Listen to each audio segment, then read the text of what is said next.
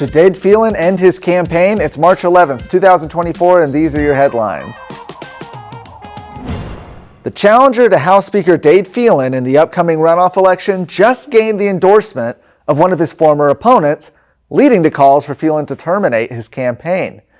Alicia Davis, a Jasper County activist, received over 10% of the vote on election night last week in the three-way race for House District 21. That's the seat currently occupied by Phelan in Southeast Texas. David Covey, the former Orange County GOP chairman, received first place with 46.3% of the vote, with Phelan entering the runoff election behind with just over 43% support. Because no candidate received a majority of the vote, a runoff election is slated for May 28th. In a Facebook post over the weekend, Alicia Davis said she was glad to see Republican voters overwhelmingly approve a proposition supporting property tax elimination. That's something we talked about on Friday, and that has been a core issue of her campaign. And she says that going forward, she feels that it's in voters' best interest to support David Covey. She wrote, "Phelan has made it clear that he has no interest in protecting our private property or eliminating property tax. Neither do those who support him. I'm going to continue our battle like I said I would and help David Covey fire Phelan because together we will eliminate property taxes." Now, David Covey said he's grateful to have Davis's support heading into the runoff. He said her dedication to conservative principles is clear. She knows that I will always fight for the people of Southeast Texas, not Austin bureaucrats. Enter Lieutenant Governor Dan Patrick. Now, Patrick has, of course, been a vocal critic of Dade Phelan. We've talked about that many times now. He proclaimed that Alicia Davis's endorsement of David Covey has sealed off any pathway to victory for Dade Phelan in the runoffs. He said 57% of the district already voted against him. Dade should recognize the obvious and do the right thing by announcing he is terminating his campaign and stopping what is going to be an embarrassing defeat. Phelan did not respond to Patrick's call for him to drop out of the race. We looked into this, and state election code, in case he's wondering, requires that candidates who wish to withdraw from the runoff elections have until 3 days following the official canvassing of the results. The deadline for canvassing is Sunday, March 17th, meaning that Phelan and any other candidates in runoff elections, for that matter, have until Wednesday, March 20th at the latest to withdraw from the election.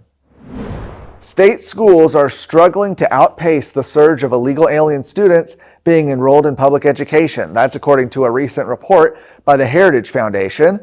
And according to the U.S. Department of Health and Human Services, when a child is accompanied by an adult or legal guardian, and they are apprehended at the southwest border by immigration authorities, the child is transferred to the custody of the Office of Refugee and Resettlement while they wait for immigration proceedings, which of course can take years in some cases.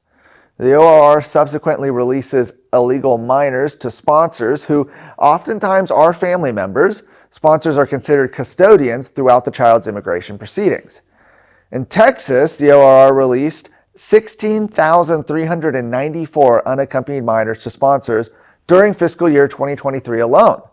And according to the Heritage Foundation's report, at a cost of $13,900 per pupil per year, those additional students cumulatively cost nearly an additional $228 million. And that's just for 1 year.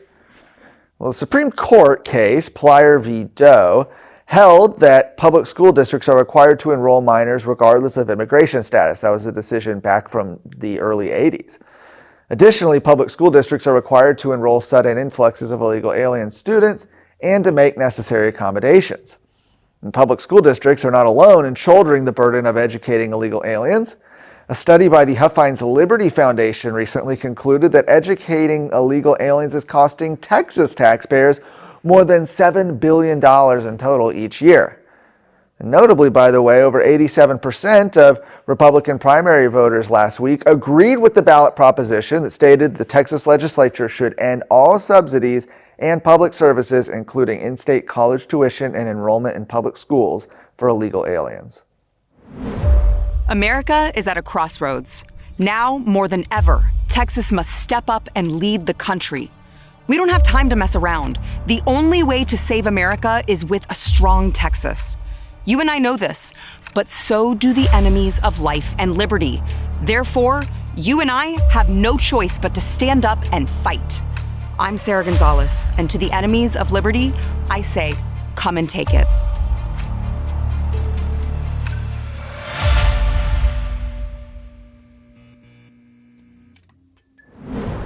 As in years past, Houston's upcoming budget is expected to face a shortfall of between $160 and $200 million, some serious cash, and the administration is now laying out a plan to try to address it. In this month's financial report, Houston Finance Director Melissa Dubowski, who was appointed in January by the new mayor John Whitmire to serve as the finance director, after having served as the deputy finance director since 2019, well, she told council members to expect a shortfall of at least $160 million in the upcoming fiscal year 2025 budget. She said the administration has asked all departments, except for police and fire, to provide, in preparation for the budget cycle, a template of what a 5% reduction to their department budget would look like. She also said they are looking at service consolidation, eliminating vacancies, and finding additional revenue sources to close the gap. In addition, they would consider a public safety exemption for Houston's property tax cap, other enhancements to property tax, along with other fees. And while the current gap is $160 million, Dubowski said that if a resolution can be obtained with the firefighters, that could also be added to the fiscal year 2025 budget. In his post-council press conference, Mayor Whitmire said the budget gap could be as large as $200 million. The administration plans to release their proposed budget in mid-May, at which time the City Council will set a formal date for the public hearing. Department budget workshops for the council and the public will take place during the second half of May, and they will vote on the budget in early June, just ahead of the July 1st start of the 2025 fiscal year. For more of today's stories, go to TexasScorecard.com.